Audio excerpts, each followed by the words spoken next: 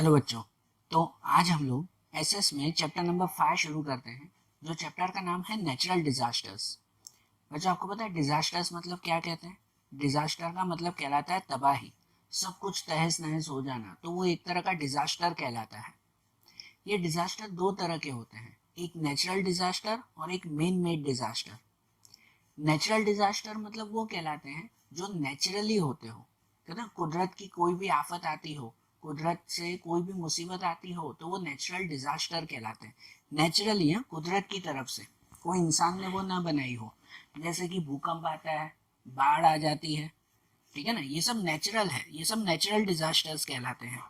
और दूसरे दूसरे आते हैं main made disasters. Main made मतलब कि जो इंसानों ने बनाए हैं वैसे डिजास्टर, वैसी तबाही। जैसे उनमें आते हैं कि भाई ये पॉल्यूशन है ना, पॉल्यूशन फैल जाता है, या तो फिर जो है वो दंगे फसाद होते हैं, ये भी एक तरह का मेन मेड डिजास्टर है। हमें इस चैप्टर में नेचुरल डिजास्टर्स के बारे में समझना है।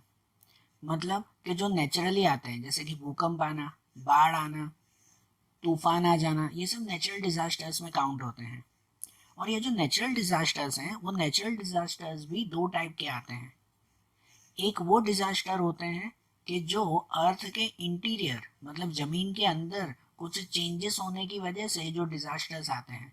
समझना, जमीन के अंदर कुछ चेंजेस होने की वजह से जो डिजास्टर्स आते हैं, तो वो एक ये नेचुरल डिजास्टर्स कहलाते हैं। जैसे जमीन के अंदर कुछ चेंजेस होते हैं ना, तो भूकंप आता है, सुनामी आती है, वॉल्केनोज होते हैं, ज्वालामुखी फटते हैं, ये सब जमीन के अंदर चेंजेस होने से। Changes in the interior of earth, ये पहला टाइप। और दूसरे नेचुरल डिजास्टर्स आते हैं कि जो जमीन के बाहर कुछ चेंजेस होने की वजह से। जमीन के बाहर मतलब कि जैसे बाढ़ आती है, नदियां ऊपर हुई ना, जमीन के अंदर नहीं, ठीक है। Changes at the exterior of या द सरफेस ऑफ अर्थ, जमीन के ऊपर या जमीन के बाहर जो चेंजेस आते हैं, जैसे कि तूफान आते हैं, हवा की वजह से, बारिश की वजह से बाढ़ आती है। तो ऐसे नेचुरल डिजास्टर्स के भी दो टाइप हैं। आज हम लोग पहला टाइप समझें, जिसमें आता है कि changes in the interior of earth, जमीन के अंदर जब कुछ चेंजेस होते हैं तो उनसे कौन कौन से नेचुरल डिजास्टर्स आते हैं वो हम लोग समझें। तो उनमें सबसे पहला नेचुरल डिजास्टर आता है, वो है अर्थक्वेक। अर्थक्वेक मतलब भूकंप, हम लोग कहते हैं ना भूकंप। जमीन के अंदर, at the interior of earth, जमीन के अंदर जब हैवी प्रेशर की वजह से कुछ सडन मूवमेंट होती है। पता है हमारे अर्थ की जो लेयर होती है ना, यहाँ ध्यान से सुनना बेटा, सिर्फ यहाँ तो सिर्फ आप फोटोज होंगे, आप लोग सुनना ध्यान से बात। अर्थ वो अलग अलग लेयर से बना हुआ है। हम लोग जिस पे रहते हैं, हम लोग जिस पे चलते हैं, वो अर्थ की सबसे ऊपर की लेयर कहलाती है। ये सबसे ऊपर की लेयर वो थोड़ी सी सॉफ्ट मतलब पतली लेयर है, ऐसे समझो थिन लेयर है वो। उसके बाद जमीन के अंदर और भी अलग अलग लेयर्स आई हुई है। अब अगर जमीन खोदते जाओ ना, तो उसके अंदर बहुत सारे और भी आपको लेयर्स दिखाई देंगे। पहले ऊपर, सबसे ऊपर जमीन है जहाँ हम रहते हैं, उसके बाद थोड़ा अंदर जाओ तो वहाँ पे पत्थर, फिर पानी मिलता है, फिर और अंदर जाओ तो वहाँ पर जो है वो ये मैग्मा, लावा मिलता है, ठीक है। और जो है वो सॉइल की लेयर्स, और जो है वो रॉक की लेयर्स, पत्थरों की लेयर दिखाई देती है। अर्थ में हम लोग तो सबसे ऊपर हैं, ठीक है, जहां हम चलते हैं, लेकिन जमीन के अंदर ही अंदर दूसरी भी तो लेयर्स है ना, at the interior of earth. तो इनमें जब अर्थ के अंदर जो है वो सडनली कुछ प्रेशर होता हो, अर्थ के अंदर लावा आया हुआ है ना, तो वो कंटिन्यूसली अर्थ में हीट क्रिएट करता है, गर्मी क्रिएट करता है। तो उसकी वजह से जो है, उसकी वजह से जब अर्थ में प्रेशर क्रिएट होता हो, तो उस प्रेशर की वजह से क्या होता है, तो पूरा अर्थ जो है वो कुछ देर तक हिलने लगता है। उस प्रेशर की वजह से पूरा अर्थ कुछ देर तक हिलने लगता है, जिसे हम लोग अर्थक्वेक कहते हैं। आपको एक एग्जांपल से समझाऊं, मैं सुनना ध्यान से, एग्जांपल से समझाऊं अर्थक्वेक कैसे होता है। आप लोग जो है वो ये घर पे किचन पे खाना बनते हुए आपने देखा होगा, बहुत बार देखा होगा ना।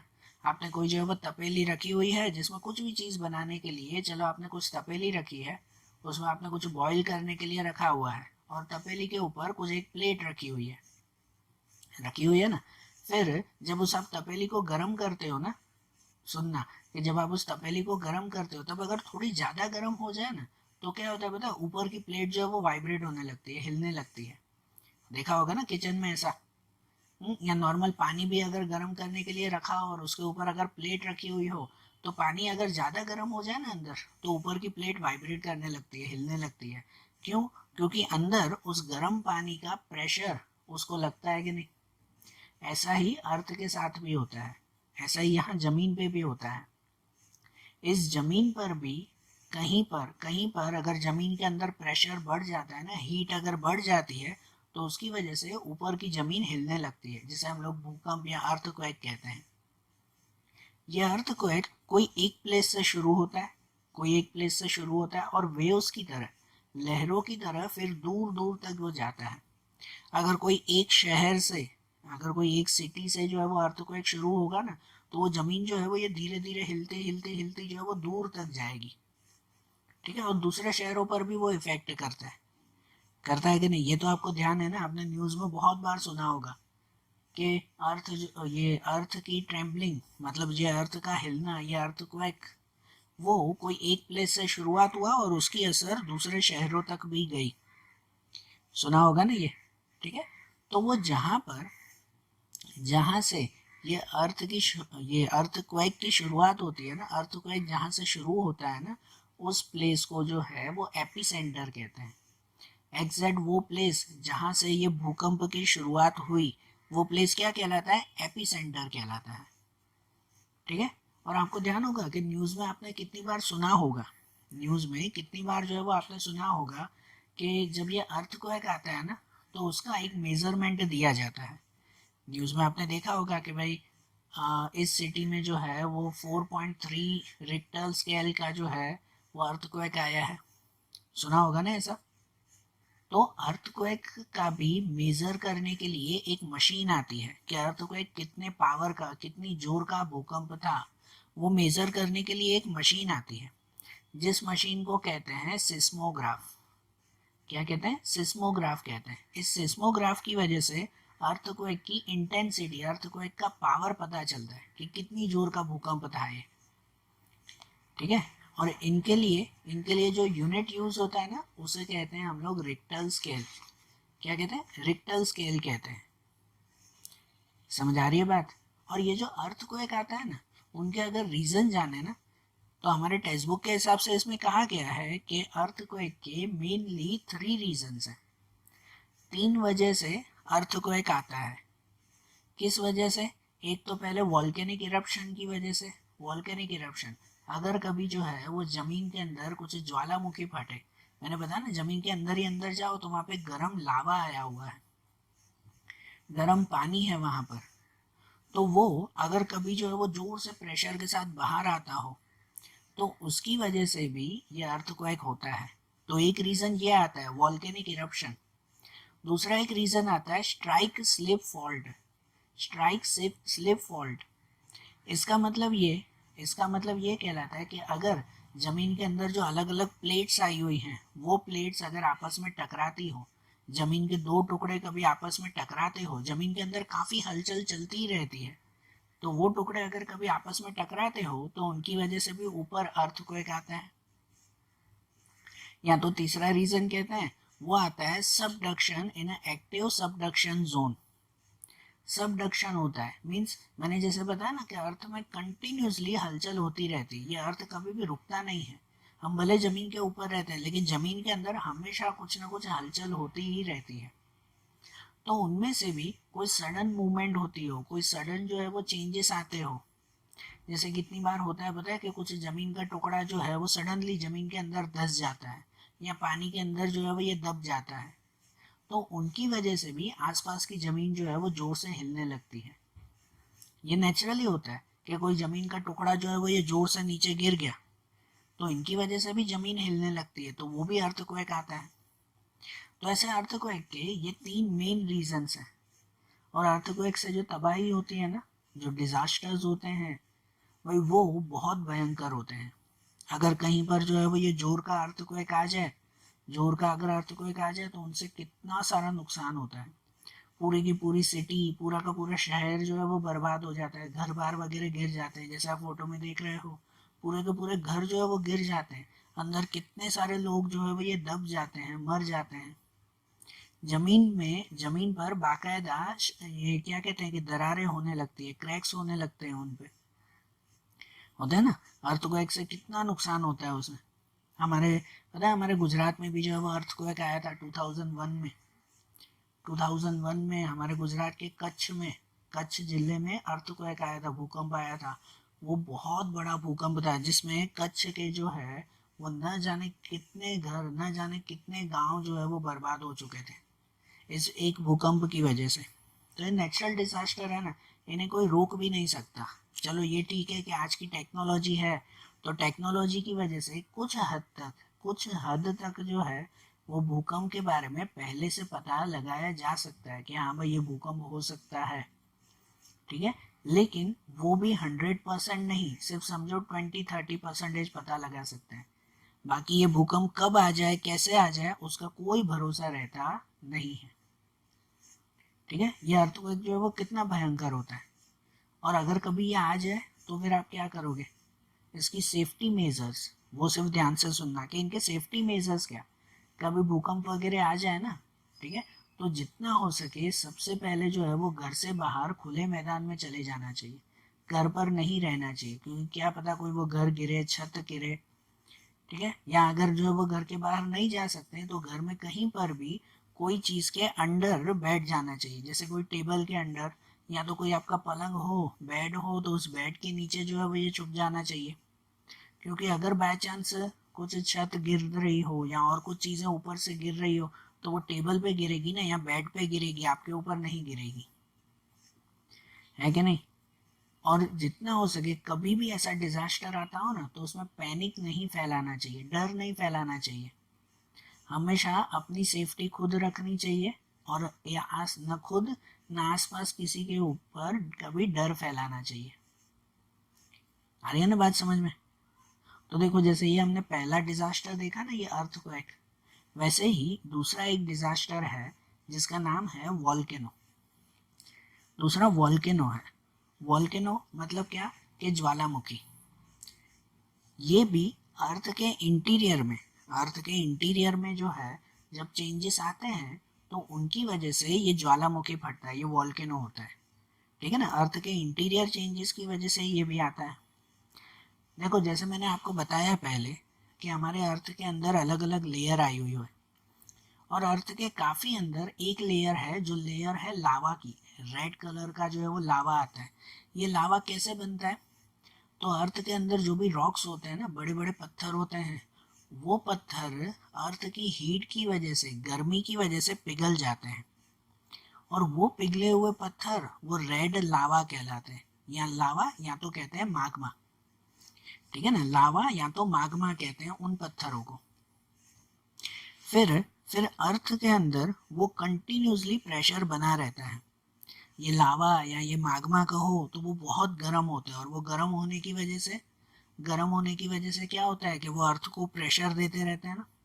हमारे अर्थ की जमीन भी जो है वो ऊपर से है तो मजबूत, लेकिन बाय चांस कहीं पर अगर वो जमीन जो है वो थोड़ी सी हल्की हो, या तो पतली हो, या क्रैक हो जाए ऊपर की जमीन, तो जब ऊपर की जमीन क्रैक हो जाती है ना तो अंदर का ये लावा पूरे प्रेशर के साथ बाहर निकलता है। समझ रहे हो, जो जमीन अगर ऊपर की हल्की हो जाए ना, वैसे हमारे सिटी में और यहाँ पर ऐसी कोई तकलीफ नहीं होती, ज़्यादातर विलेज एरियाओं में या उससे भी ज़्यादा माउंटेनियस एरिया जो होते हैं, पहाड़ वाले एरिया होते हैं, तो वहाँ की ज़मीन थोड़ी सी पतली होती है, वो जल्दी से टूट जाए ऐसी होती है वहाँ की ज़मीन। इसकी वजह से ये लावा जो है वो कभी कभार कोई ऐसी प्लेसेस पर जमीन तोड़कर जोर से बाहर निकल आता है, जिसे हम लोग वॉल्केनो कहते हैं, है ना, या ज्वालामुखी कहते हैं उसे। देखते हो ना ज्वालामुखी में, जैसे अभी पहले फोटो में देख रहे हो कि ऐसे ही ये ज्वालामुखी में जोर से ये रेड कलर का लावा बाहर निकल रहा है, जैसे वो फाउंटेन, ठीक है ना, जैसे कोई वो फंवारा निकलता हो वैसे जोर से ये लावा निकलता है।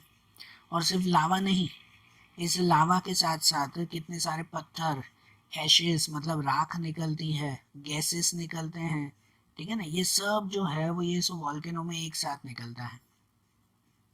वॉल्केनो का मेन रीजन यही है कि अर्थ के इंटीरियर में जब हाई प्रेशर हो जाता है, अर्थ के अंदर जब प्रेशर बहुत ज़्यादा बढ़ जाता है, तब ये वॉल्केनो होता है। ठीक है ना। ये माग्मा कंटिन्यूसली अर्थ को प्रेशर देता रहता है, माग्मा जो है वो जमीन के अंदर कंटिन्यूसली अर्थ को प्रेशर देता रहता है, और वो जब जोर से जमीन तोड़कर बाहर निकलता है तो वो वॉल्केनो कहलाता है। ठीक है ना, इनका मेन रीजन जो है वो यही है। अब इन वॉल्केनो में, वॉल्केनो जब जो है वो ये बाहर आता है ना, तो उसके बाद जो है वो ये पूरा वॉल्केनो आसपास के एरिया में फैल जाता है। अब ये रेड कलर का लावा देख रहे हो ना जैसे फोटो में, कि ये लावा जब बाहर आता है ना जमीन से तो आसपास के पूरे एरिया में फैल जाता है। जैसे वो बाढ़ नहीं आती, पानी कैसे फैल जाता है हर जगह पर, वैसे ये लावा भी फैल जाता है। और उससे नुकसान क्या होता है पता है, कि ये लावा इतना गर्म होता है कि अगर आप उसमें जरा सा टच भी करो ना तो भी जो है वो आपका हाथ जल जाए। अगर आप एक उंगली टच करोगे तो आपकी उंगली उसी वक्त जल जाएगी, इतना गर्म होता है। टच करने की तो छोड़ो, आप तो उसके आसपास खड़े भी नहीं रह सकते, इतनी गर्मी उस लावा में होती है। समझ रहे हो, उसके आसपास आप लोग तो खड़े भी नहीं रह सकते। इसलिए ये लावा पता है पानी की तरह जहां जहां फैलता है ना तो वो सब जगह को बर्बाद कर देता है। अगर बाय चांस कोई घर हो, इस पहाड़ों के आसपास कोई गांव हो, उस गांव में कैसे छोटे छोटे घर बने हुए होते हैं, तो अगर उन घर के आसपास ये लावा आ जाए ना तो सभी घरों को एक साथ वो जला देगा, सभी घरों को एक साथ खत्म कर देगा। इतना इतना हैवी ये लावा होता है। समझ रहे हो बात? हुँ? ये लावा और ये वॉल्केनो की वजह से न जाने कितनी जगह पर जो है वो तबाही फैली है, कितने लोगों की जो है वो जान चली जाती है। आसपास अगर खेत हो, इस पहाड़ों के पास में अगर कोई खेत हो तो इस लावा की वजह से पूरे के पूरे खेत जल जाते हैं। अगर कोई जंगल हो तो पूरा जंगल ही जल जाएगा, सभी पेड़ पौधे जल जाएंगे इसकी वजह से। तो इनकी वजह से कितनी जगह पर, कितने ऐसे लोकल प्लेसेस पर जो है वो तबाही हुई है, नुकसान हुआ है इनकी वजह से। समझ रहे हो, ये लावा जमीन पर भी तो बनता ही है, लेकिन ज्यादातर ये माउंटेनियस एरिया में से ये लावा क्रिएट होता है। कहाँ पे? पहाड़ वाले एरियाओं में सबसे ज्यादा ये लावा जो है वो बनता है। अब इस लावा की अगर बात करें, या अब अगर वॉल्केनो की बात करें तो पता है ये वॉल्केनो भी 3 टाइप के आते हैं। 3 टाइप के वॉल्केनो आते हैं। जैसे देखो, आप जो सबसे पहले फोटो में देख रहे हो ना, वो वॉल्केनो कहलाता है एक्टिव वॉल्केनो। कौन सा? नाम याद रखना, एक्टिव वॉल्केनो। एक्टिव वॉल्केनो का मतलब ये कहलाता है कि जो वॉल्केनो अभी एक्टिव है और उसमें से कंटिन्यूसली कभी ना कभी ये लावा निकलता ही रहता है ना। ये लावा जो है वो कंटिन्यूसली उसमें से निकलता रहता है, रोज भले ही नहीं, लेकिन कभी भी जमीन के अंदर जब भी हलचल हो तो जोर से प्रेशर के साथ ये लावा बाहर निकल आता है। ठीक है ना, ऐसा एक्टिव वॉल्केनो कहलाता है। भले फिर वो कभी भी हो सकता है, भले एक हफ्ते में, 10 दिन में, 15 दिन में, जब भी अर्थ पे, इसका कोई टाइम फिक्स थोड़ी होता है। जब भी अर्थ के अंदर कोई भी चेंजेस होते हैं तो ये वॉल्केनोज जोर से बाहर निकलते हैं। समझ रहे हो बात को? ये एक टाइप कहलाता है, वो आता है एक्टिव वॉल्केनो। ठीक है, फिर दूसरा टाइप आता है उसमें, जैसे आप ये सेकंड फोटो देख रहे हो बीच में, कि दूसरा टाइप आता है उसे कहते हैं डोरमेंट वॉल्केनो। कौन सा वॉल्केनो? डोरमेंट।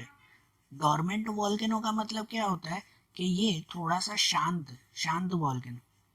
इनमें से लावा नहीं निकलता, लेकिन कंटिन्यूसली गैसेस और वेपर निकलती रहती है। कहते हैं वैसे धुआं निकलता रहता है।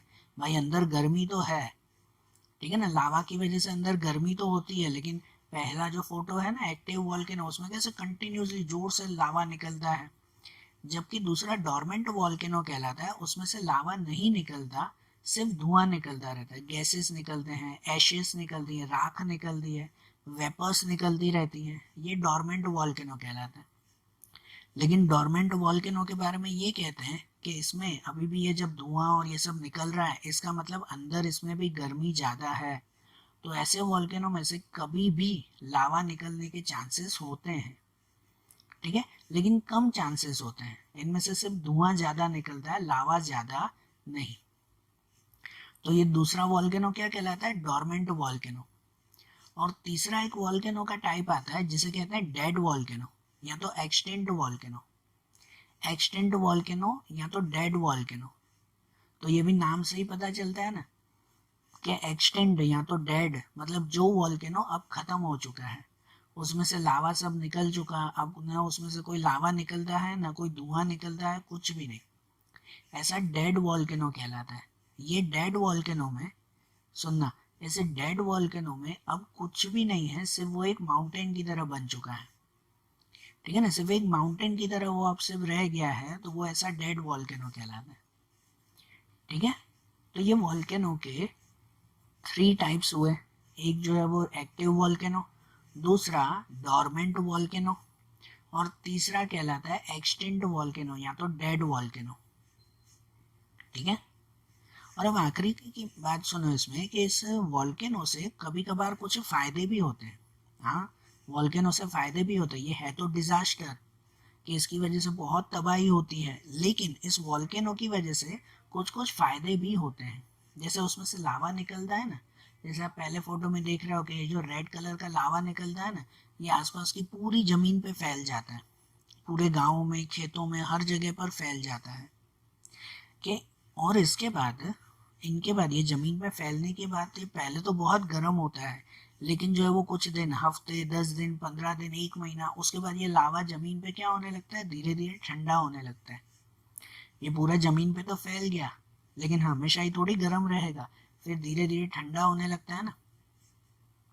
फिर ये लावा अगर ठंडा हो जाए ना, जो अगर कोल्ड लावा जिसे हम लोग कहते हैं ना, तो उसे ठंडा होने की वजह से, ठंडे होने की वजह से ये लावा एकदम फर्टाइल और सॉफ्ट बन जाता है, जो एग्रीकल्चर के लिए बहुत फायदे कारक है। फिर इस लावा में एग्रीकल्चर बहुत अच्छा होता है, ये सॉइल को भी फायदा देता है, और कितनी बार इस लावा में से जोर से जब ये लावा बाहर निकलता है ना, तो अंदर के कुछ कुछ मिनरल्स भी निकलते हैं। कितनी जगह पर ऐसे भी देखा गया है कि जब ये वॉल्केनो बना ना, मतलब जब ये ज्वालामुखी फटता है, ये लावा बाहर निकलता है, तो उसके साथ जो है वो गोल्ड, सिल्वर या दूसरे मेटल्स, वो भी इसके साथ बाहर निकलते हैं। है तो वो भी जमीन के अंदर ही ना, तो वो भी लावा के साथ बाहर निकलते हैं। कितनी जगहों पर कितने लोगों को इस ज्वालामुखी में से जो है वो ये सोने भी मिले हैं, इनको गोल्ड भी मिला है। तो भले ये डिजास्टर है, लेकिन इसके हल्के से थोड़े बहुत फायदे हैं। ओके, अब जैसे ये डिजास्टर देखा ना, उसके बाद का एक डिजास्टर आता है, जो आता है सुनामी, ठीक है। तीसरा डिजास्टर है सुनामी। ये भी अर्थ के इंटीरियर चेंजेस की वजह से, मतलब कि जमीन के अंदर जो चेंजेस आते हैं उनकी वजह से ये सुनामी होता है। अब आपको पता है कि सुनामी वो जनरली जमीन के अंदर नहीं, लेकिन पानी के अंदर जब कुछ चेंजेस आते हैं, आपको याद है हमने इंग्लिश में भी चैप्टर देखा है इसका, सुनामी वाला, है ना, कि जब पानी के अंदर कोई सडन चेंजेस होते हैं, जब सडन जो है वो कोई मूवमेंट होते हैं वाटर के अंदर, तब उसकी वजह से उस पानी में जो हलचल होती है ना, तो समुद्र के अंदर बहुत बड़ी वेव्स क्रिएट होती हैं, बहुत ज़्यादा बड़ी जो है वो वेव्स क्रिएट होती हैं। और उन वेव्स की वजह से वो वेव्स जब समुद्र के किनारे पर आकर जब वहाँ के एरिया पर जोर से गिरती है ना, तो वो एक तरह से सुनामी कहलाती है। आप लोग इमेजिन भी ना कर सको, इतनी हैवी वो वेव्स होती है। मैंने बताया था ना कि जनरली जो है वो 50-50, 70-70 फ्लोर जितनी ऊपर, 50 से 70 माले जितनी ऊपर ऊपर भी जो है वो ये सुनामी आती है, ये वेव्स क्रिएट होती है। आप जैसे दूसरे फोटो में देख रहे हो, सेकंड फोटो जो मैंने रखा है, कि उस दूसरे फोटो में देखो, उसमें ना पहले नीचे की जो है वो पब्लिक, या तो वो छोटे छोटे जो घर बने हुए हैं या जो भी चीज़ें बनी हुई हैं, उसकी साइज देखो वो कितनी छोटी दिखाई दे रही है। मतलब अगर कोई एक इंसान खड़ा भी है तो कितना छोटा है, और उसके सामने वेव्स को देखो, कि इमेजिन करो ये वेव्स अगर उस इंसान के ऊपर या नीचे अगर कोई खड़ा हो, उसके ऊपर ये लहरें आकर गिरे तो वो बचेगा? बिल्कुल भी नहीं बचेगा ना, ठीक है। और जो पहला फोटो दिया हुआ है ना, ये हमारे इंडिया का रियल फोटो है, कि जब इंडिया में जो है वो ऐसी सुनामी आई थी, ये यहाँ का रियल फोटो है। 26 दिसंबर 2004, जिसके बारे में हमने इंग्लिश में चैप्टर भी पढ़ा था, ये उनके रियल फोटोज हैं सुनामी के, कि इतनी भयंकर सुनामी थी कि वहाँ पे कोई भी, ना कोई गाड़ियाँ, जैसे जिस तरह से गाड़ियाँ जो है वो सब पलट रही हैं, ना कोई गाड़ियाँ, ना कोई इंसान, ना वहाँ के कोई घर बार, कोई भी बच नहीं पाया था। पानी का फोर्स इतना ज़्यादा था इस सुनामी का, कि जिसकी वजह से कोई भी उस फोर्स के सामने टिक नहीं पाए। तो ये सबसे हैवी डिजास्टर्स में से एक माना जाता है सुनामी को। जितने भी डिजास्टर, जितनी भी तबाही हमने देखी ना, उनमें से सबसे ज्यादा हैवी वो सुनामी को माना जाता है। सुनामी ये एक जापानीज वर्ड है। सुनामी में ना, ये सुनामी कहते हैं। आगे जो सुनामी का टी, टी जो है ना वर्ड, वो टी साइलेंट है, हम सिर्फ सुनामी कहते हैं इसे। ये सुनामी एक जापानीज वर्ड है जो दो वर्ड से बना हुआ है।